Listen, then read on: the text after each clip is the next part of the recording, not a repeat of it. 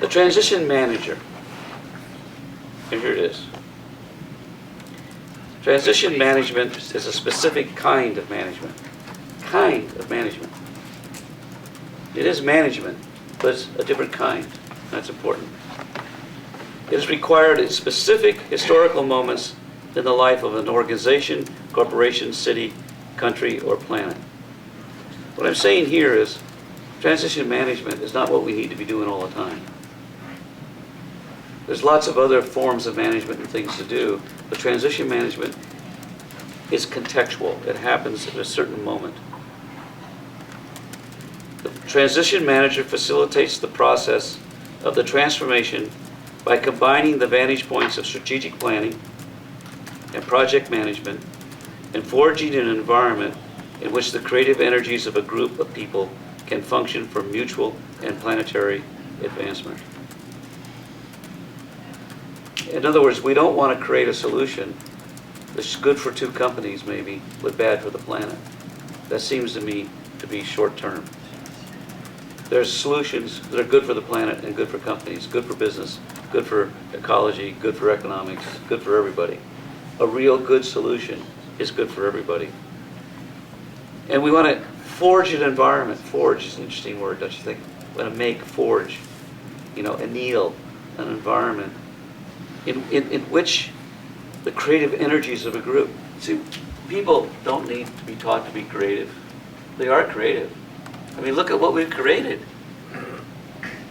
We've built this whole thing out of imagination. The whole planet is quite remarkable. Even the negative stuff is really quite remarkable, right? We've built this whole fantasy, out of sticks and stones in 10,000 years. Not a bad hack, don't you think? The fact that it might not be very sustainable is an issue, but guess what? We did it once, we can do it again, no? So, are creative energies the problem? Are solutions the problem? No, not a problem. Is imagination the problem? No, none of those things are a problem, right? But somehow, we're not forging environments that move this in a certain kind of direction.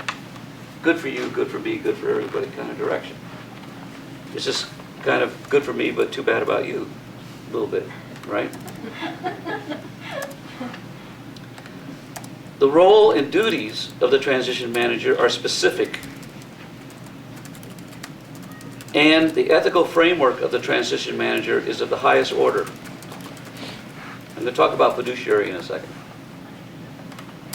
But not everything you do as a transition manager, you're not living your life as a transition manager.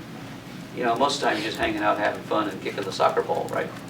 But when you put on the transition manager's hat, you're taking on what's called a fiduciary duty. You're taking on a very specific role, and you have to conduct yourself in a very specific way to do that job. And by the way, transition manager is just a job like everybody else playing the game, but it's an important part of the game. It's that system integration role that I talked about. The transition manager may or may not be in an apparent position of authority or power. He or she may or may not be recognized for the work performed. These issues are circumstantial and a matter of practical consideration. In other words, you don't have to be boss to be a transition manager. Matter of fact, we all often throw rocks at the bosses, right? But you understand that they're the most controlled of anyone on the planet. How would you like to be running for president now? Right? Can you warrant that you've done nothing in your life? That you wouldn't care if it was spread all over the New York Times and every other form of media all over the planet? Or, it's a tough job, right? It's a very tough job. And when you get elected and then people throw rocks at you for not, doing everything you said you were going to do, you realize the constraints. You realize the constraints. These are not free people. Now, can they matter? Yes. Can they make change? Yes. Is it important? Yes. But if we sit around and wait for people in those power structures to do that change, is it going to be done in time? No. And so this is the whole idea of the bottoms up, right? The whole idea of the transition manager. I know transition managers that you probably think of the janitor, but in fact, they bring it along all the time, constantly moving the system forward. So it is not a power position. As a matter of fact, it's probably better as a non-power position. Now, reputation and rewards are important because you have to live, and we live in a society where reputation and rewards are important. Separate issue to the transition management role. And by the way, one of the more difficult ones.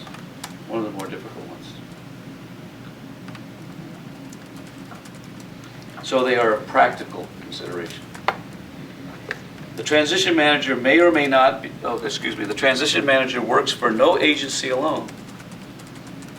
She or he pledges allegiance to life, planet Earth, humankind, and the community within which she or he works. You're not an agent. You're not. By the way, agent is a technical term, and if you go into the patent, you will see that we mean very specific things by agent. But the book to read is called Society of Mind by Minsky, where he talks about agent and agency. That's the way we use those terms in the system and method. But the notion is agent. If you work for someone, you have a covenant with that someone. You are obligated to meet the terms of that covenant. Negotiate carefully, right? They're expecting certain things for you for pay. You provide that. But your role as a transition manager, by definition, is an agency outside of that other relationship. And the more it is outside of that other relationship, the more scope and freedom you have to do that job. And if you think of levels of recursion, if it works for Earth, if it works for life, and if it works for the community of which you are a part, odds are it might not be too bad. Right? Odds are it might not be too bad. But if you just think of one of those, oh, I'm for life, screw the business. Or, I'm for Earth, the hell with energy. Or I'm for this. You're liable to produce distorted responses. So the transition manager holds past, present, and future, holds large systems and small systems as one context, and seeks to optimize solutions of the totality of that. That's just a job. It's just a task to take on. When we facilitate a design shop, we're not just trying to get them to a point and get out of Dodge and collect our money and go home. We're trying to open up the range of which they can think and act and function in very concrete ways, in very pragmatic and practical ways, not in theoretical or abstract ways. We're opening up the opportunity window. That's what we're doing. And here's, by the way, the profound belief that Gail and I had when we started. People were creative, that inherently they were collaborative, and if given the opportunity, they would act that way. And if given the opportunity, they'll always choose up. They'll choose the most life-giving options given the opportunity. And when you see someone choosing death-giving options, narrow options, mean and demented options, they're really doing no different than the person who's choosing other options. They're doing the best they can. They're doing the best they can see. They're doing the best that they think is available to them. And the faith was, if we open up the availability window, they'll choose better options. And I will tell you, mostly over now nearly 30 years, this has turned out to be a good prediction. Most often, overwhelmingly most often. It's statistically insignificant, the ones who don't. If you open up the opportunity box, people choose up. It's amazing. Most people really want to do good. Most people really want the same thing. Community in which she or he works. The transition manager is responsible to life's quest to reach a higher order of being manifested in specific accomplishments. Now, this could be criticized for being a little bit goal-oriented, but the whole thing is, I think it's safe to say it's not a bad model, that life is evolving to higher forms, more complex, more interesting, forms. So this assumes that. There are other arguments that, by the way, are probably equally valid, that there's a different way of looking at life. All right? You know,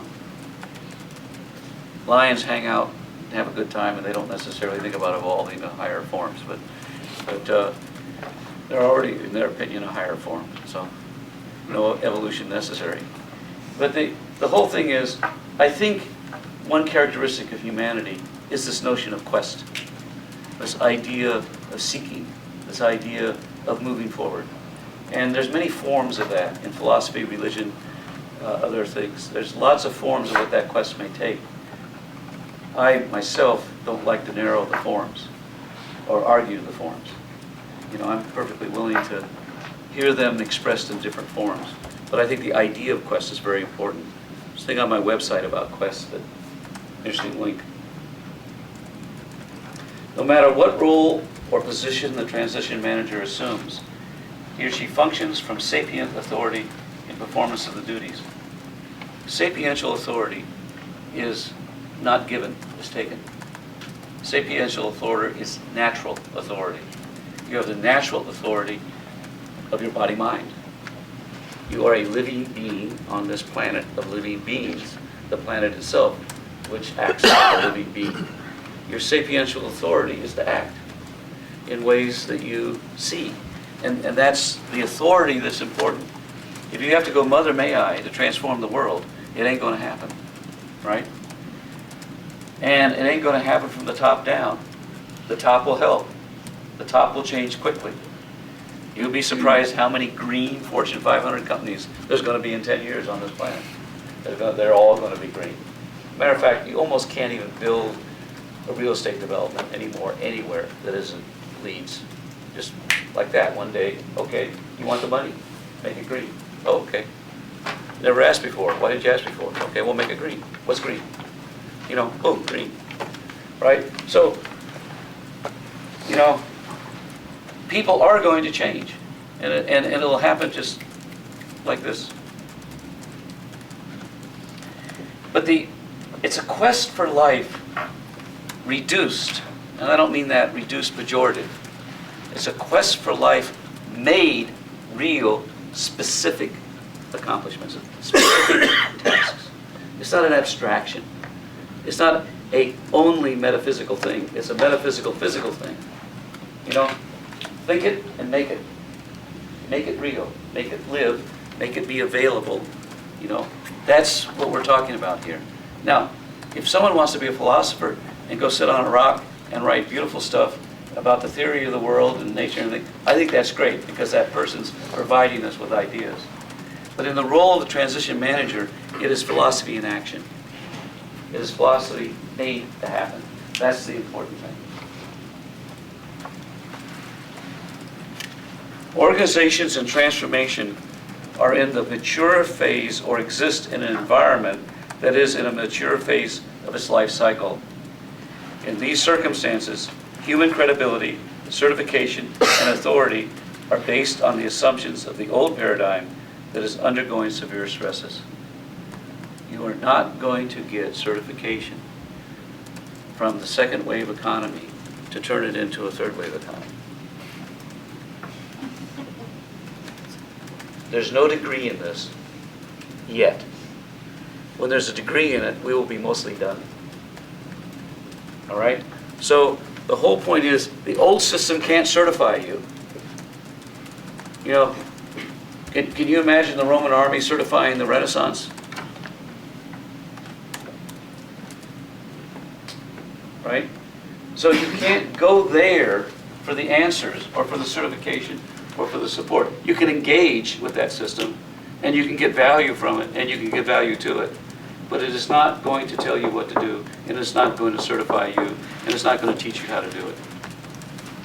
It will teach you a lot of things that are useful to know, but it isn't going to say, please come change me. I'm a billionaire, and I just love to give it away or do something different. Most billionaires, by the way, get there on their own, in case you haven't noticed.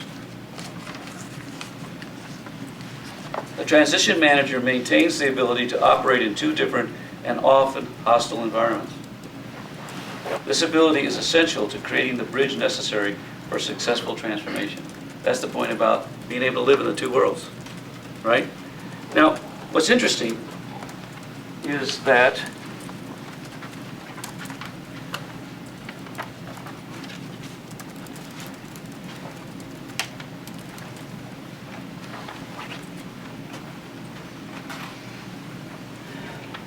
when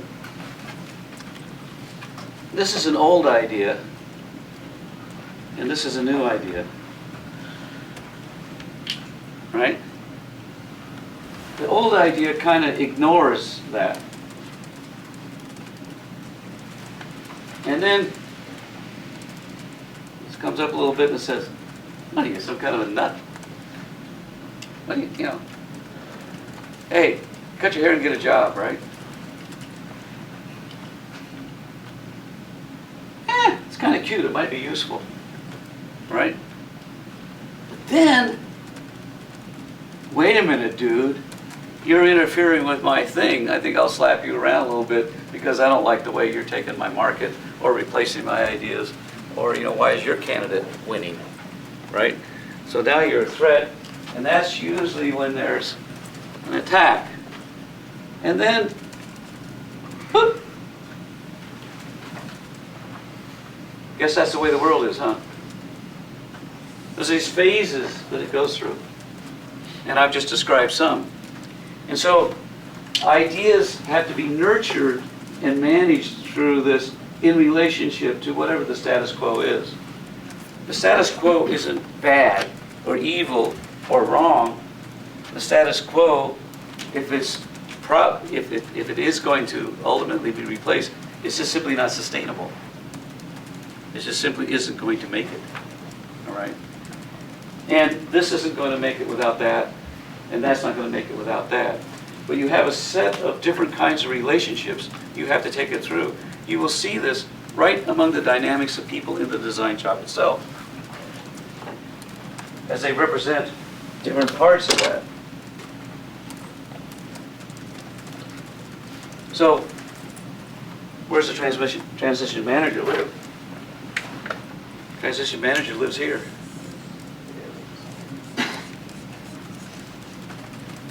Trying to wire those two things together, right? And of course, just to be fun, there's 10,000 of those issues out there, not one. Right? It's not just one big decision. The transition manager must remain free from entrapment by either the old or the new. The correct vantage point is from both, and from a healthy transition with no commitment to a predetermined outcome in the specific. Now, I may have an opinion about what 21st century architecture should be. And if you wonder if I do, come talk to me sometime. And as an advocate of that, I can go over here and I can design all I want. But if I take on the role of a transition manager in architecture, i.e. a teacher in a university or, you know, a course, something like that, I can't just try to pull it here. And unfortunately, that's what happens too much in education today. The teacher becomes an advocate of a specific system. You go to this school to learn to do architecture this way, this school to learn how to do architecture that way, this school to learn how to do architecture this way, and all the other schools will tell everybody that the other schools are all suck. They don't know what they're talking about. That's a crappy way to teach architecture. And so it's the hat you have on, right, that determines how you relate to these issues. And getting trapped in one or the other is a very, very bad place to be as a transition manager. Now, in reality, in our everyday lives, we'll hang out in one area here and one area here, and, you know, hang out and have fun. But as a transition manager, we need to be more clear, just as you expect your attorney to be more clear, you know, and not let his personal life and opinions and desires interfere with his judgment of how he should tell you what you ought to be doing, right? And in transformation, it's, as a transition manager, it's always wrong to have an idea of the outcome in the specific. We want these people to walk away enlightened, energized, informed, competent, successful, documents in hand, better ideas that they can go test in the marketplace and implement and learn from and adjust and improve. But we don't want to impose on them our idea of what an engineering company in the oil and gas business ought to be in the 21st century. Because that's not our task here now. If you want to have an opinion about oil and gas and other things as an individual, that's fine. Doesn't belong here. We want to make them the best they can at what they do, under the assumption that the better they get, the faster they get, they'll find the right path. Now, we're already dealing with a client that understands that most of the old game is over anyway. In other words, it's not our business to decide whether they're right or wrong doing what they're doing. It's our business to make them very good at what they do.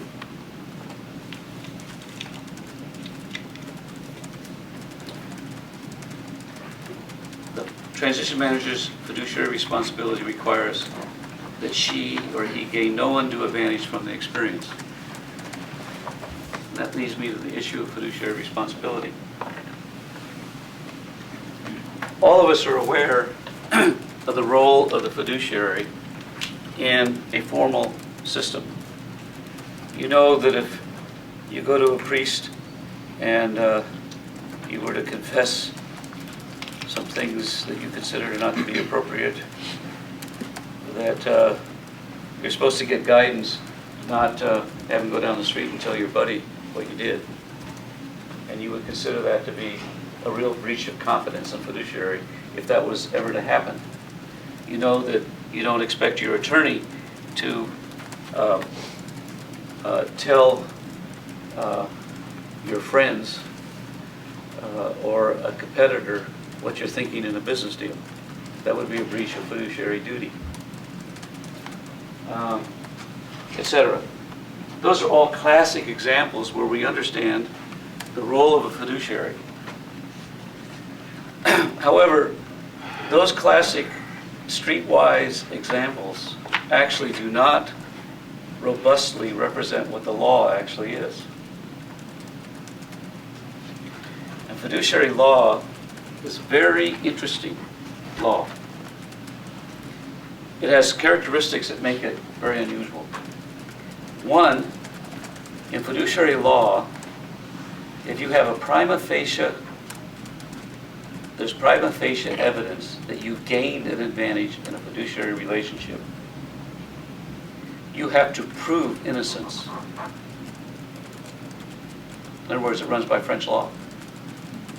It is the only part of U.S. law that functions that way. You have to prove innocence. You have to take an active defense. You can't just say, prove I did something wrong. So that's an outstanding and interesting characteristic of fiduciary law. Another thing that's different about fiduciary law, which is really interesting, is that the definition of the standard of performance is emergent. In most law, particularly regulatory law, but most law, the law attempts to write a very clear statement about what is legal and what is not.